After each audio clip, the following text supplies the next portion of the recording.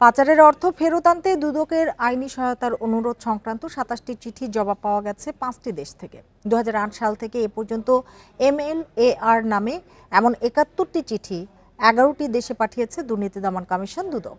মঙ্গলবার রাজধানীর সেগুনবাগিচায় ইউরোপীয় ইউনিয়নের প্রতিনিধি দলের সঙ্গে বৈঠক শেষে সাংবাদিকদের এ তথ্য দেন মহাপরিচালক আক্তার হোসেন। তিনি বলেন, ২৭টি MLAR এর জবাবে সুনির্দিষ্ট অর্থ পাচারের তথ্য পাওয়া গেছে।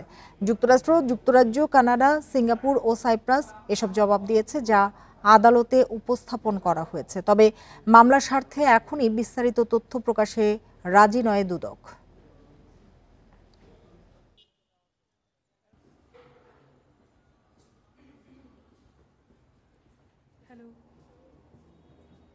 যেসব দেশে টাকা পাচার হয়েছে সেসব দেশ থেকে টাকা পুনরুদ্ধারের ক্ষেত্রে আমরা তাদের সহযোগিতা চেয়েছি।